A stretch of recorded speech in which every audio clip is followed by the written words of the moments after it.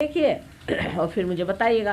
रोज़ सवेरे हर एक सहयोगी को चाहिए कि अपने हाथ पर थोड़ा सा मक्खन लेकर उसमें नमक लगा करके और 3 बार श्री कृष्ण को अर्घ चढ़ाएं। फिर नाक में 2 बूंद घी डाल दें, सोते वक्त घी डाल दें, आपकी सर्दी ज़ुकाम भाग जाए। गर्म पानी से नहाने से ज़ुकाम ज़्यादा होता है, ठंडे पानी से नहाने से नहीं।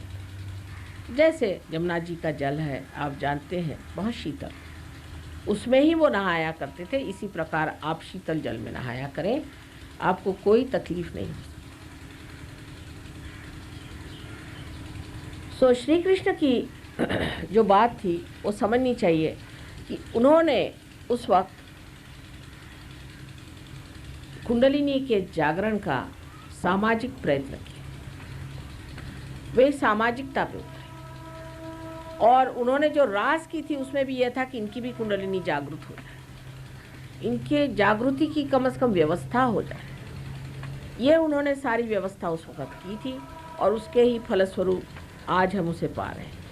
कृष्ण शब्द जो है ये कृषि से आया है, जिन्होंने कृषि की थी और आज उसके फल हम बीन रहे हैं, वही कृष्ण थे।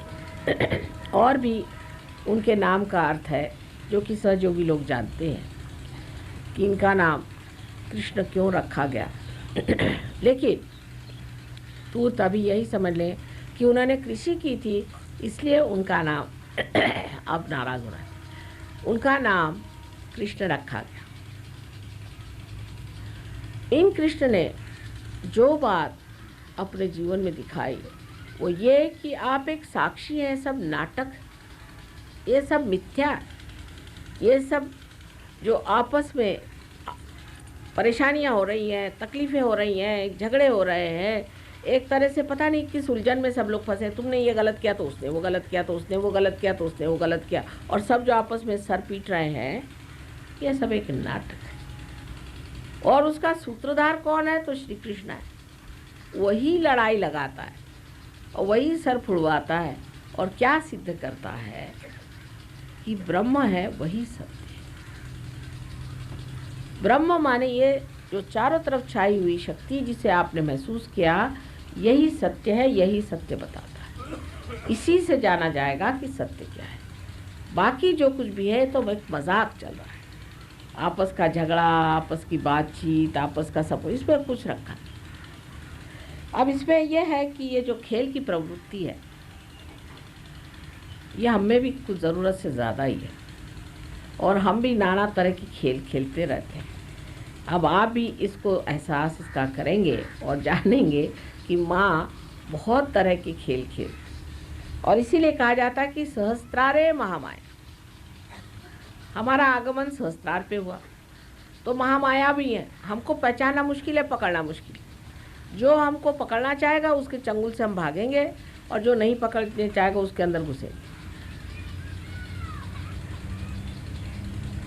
तो इस तरह की हमारी चलती रहती है, लेकिन उस पर भी हम इशारे में बात ज़रूर करेंगे कि आप समझ लें कि यहाँ कलेक्टिव कॉन्शसनेस की बात हो रही है। रास में जो है सो है, बाहर है सो अपना नहीं। कोशिश करनी चाहिए कि सब लोग रास में आए, पर जो रास में नहीं वो बाहर है। तो 2 तरह के फोर्सेस सहयोग में चलते हैं, जिससे आप सेंट्रीपिटल और सेंट्रीफ्यूगल ऐसे 2 फोर्सेस फिजिक्स में माने जाते हैं। हाथ में अगर रस्सी लेकर उसमें अगर पत्थर लगाया जाए और घुमाया जाए तो एक हिस्से तो अंदर खींचा रहता है जिससे हाथ पकड़े हुए, और दूसरे हिस्से वो बाहर की तरफ दौड़ता है। जो मनुष्य अंदर आने की इच्छा रखता है और अंदर पे स्थित है और जो अपने अंदर अंतर्योग को स्थापित करता है वो तो अंदर रहता है। बाकी इतने ज़ोर से लोग फेंकते हैं कि आश्चर्य की, और उसमें हमें कोई दुख नहीं। जो अंदर रह सकते वही अंदर रहें, जो बाहर रह सकते वो बाहर रहें। बाइबल में लिखा है कि सिर्फ 1,44,000 लोग ही पार होंगे। आप बताइए, ये अपने देश की संख्या इतनी बड़ी है। अच्छा लिख गए जॉन साहब कि बस इससे ज़्यादा तो लोग पार नहीं होने वाले। तो अब उसमें कितने लोग आने वाले हैं बताइए आप। हमारे इसकी कितनी है संख्या यहाँ की, कलकत्ते की, बताइए पब्लिक कितनी है? तो 2 लाख तो कलकत्ते की है, तो इसमें के गए कितने सारे लोग, और इस अपने देश की कितनी सा, करोड़ की तो बात ही मत करिए। ये तो इन्होंने 1 लाख पे गाड़ी रोक दी है, वो किसी तरह से भी 1 लाख से 2 लाख नहीं होने दे रहे, तो बताइए कितने लोग पार होने वाले। तो हाजिर से हुज्जत नहीं और गैर की तलाश नहीं। जो लोग सेंटर में आएंगे वही टिकेंगे, बाकी सब गायब हो जाएंगे। चाहे आप लखपति हो, चाहे आप बखपति हो, फर्क कुछ नहीं पड़ने वाला। जो लोग सेंटर में आएंगे वही लोग टिकेंगे और बाकी लोग नहीं टिकने वाले। ये यहाँ का नहीं, आपको इंग्लैंड, अमेरिका, हर जगह का हम अनुभव देते हैं। अमेरिका गए तो बैंक से पैसा निकाला काफ़ी सारा, पहुँचे साहब, बड़ा खर्चा किया, कुल मिला के $44,000 खर्च किए। हमारे भी काफ़ी लग गए और लोगों ने भी लगाए। बहरहाल सब ये करके वहाँ से जो लौटे हैं, तो कुल 4 वहाँ से सहयोगी आए प्रोग्राम में, 4, एक पे $10,000 लग गए समय। उसमें से 3 भाग खड़े हुए, एक बड़े मुश्किल से जुटा, वो इस टाइम में भाग गया।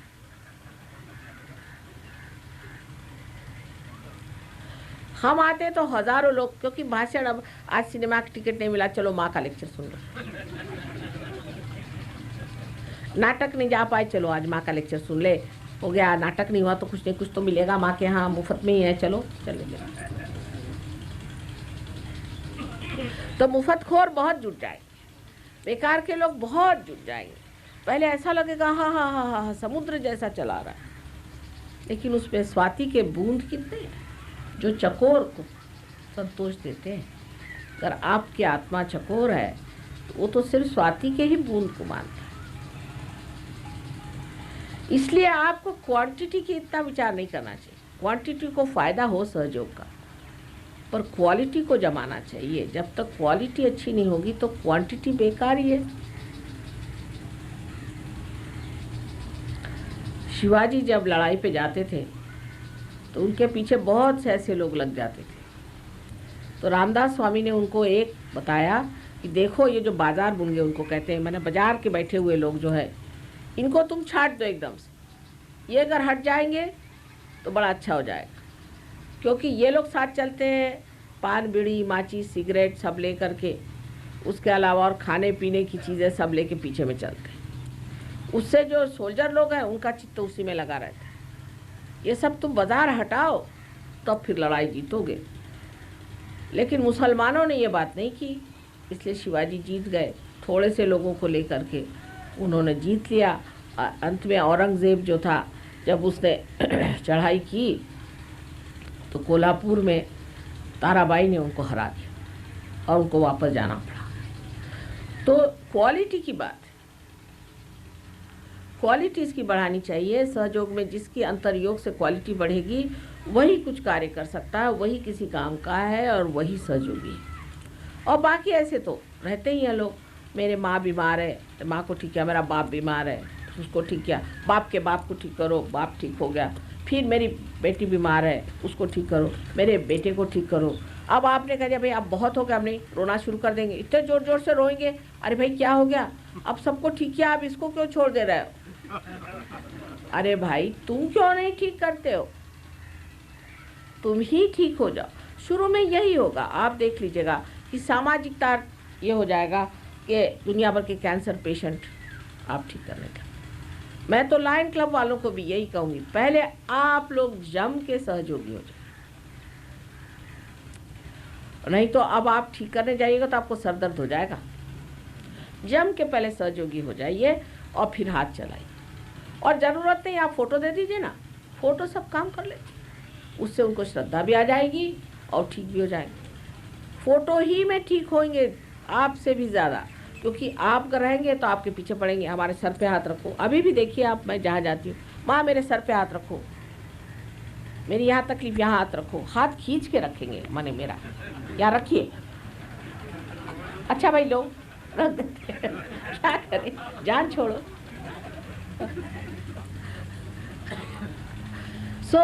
ऐसी ज़बरदस्ती आप पे भी होगी। इस ज़बरदस्ती से बचने के लिए बेहतरीन बात यह है कि आप उनको फ़ोटो दीजिए, फ़ोटो पे काम करें। फ़ोटो है, फ़ोटो पे काम करें। जिसको फ़ोटो नहीं मान्य होगी वो ठीक हो ही नहीं सकता। भाई तू फ़ोटो ले जाओ, फ़ोटो पे काम करो, अगर ठीक हो गए तो हम देखेंगे। आप देख लीजिएगा को आदमी ठीक ठाक चल रहा है, क्योंकि आप लोग परेशानी में फंस जाएंगे। हमारे यहाँ डॉक्टर वॉरेन ने सबसे ज़्यादा इस पे काम किया। जब यहाँ से वो गए ऑस्ट्रेलिया तो बड़ा जोश चढ़ गया उनको, अब माँ का काम करना है। और कुछ उनको अनुभव भी ऐसे आए, उन दिनों में पेट्रोल ख़त्म हो गए थे, तो पेट्रोल गाड़ी में नहीं था ज़्यादा, और उस वक्त में वहाँ पर लोगों ने कहा कि स्ट्राइक है, अब पेट्रोल नहीं मिल सकता। उनका इतने पेट्रोल पे हम काम करें।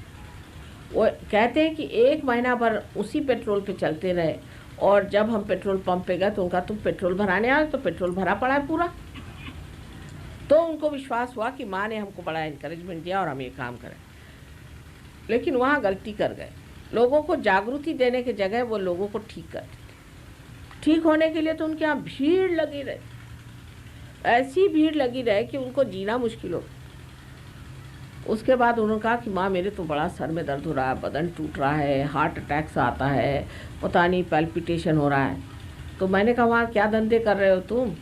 पहले मैं सबको तबीयत ठीक कर रहा हूँ। मैंने कहा काय को ठीक कर रहे हो? यहाँ तो पहलवान लोग आकर के भी ये कहते हैं कि माँ हमें शांति दो। तो इनको पहलवान बना से फ़ायदा क्या हो? फिर तो वही कहने वाले तो शांति क्यों नहीं पहले देते? उनकी जागृति करो, ठीक क्यों कर रहे हो? तब उनकी समझ में बात आई कि हम ये गलत कर गए।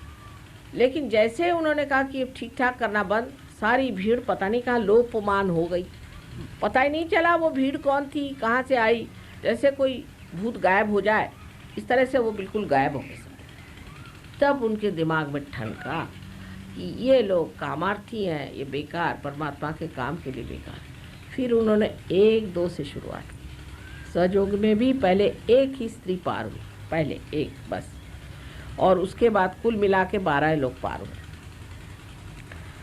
और उन 12 पे बड़ी मेहनत करी हम, बहुत मेहनत करी। इंग्लैंड में जब पहले काम शुरू किया तो 7 हिप्पियों को लेकर के 4 साल तक मेहनत की, हाथ तोड़ डाले हमने। हमारे पति कहते थे क्या इन बेवकूफ़ों को तुम बनाने के पीछे पड़ी हो, इनमें तो कुछ नहीं होने वाला है, तो पत्थर लो। लेकिन उनको आज खड़ा किया, उसी की वजह से आज सहयोग वहाँ खड़ा।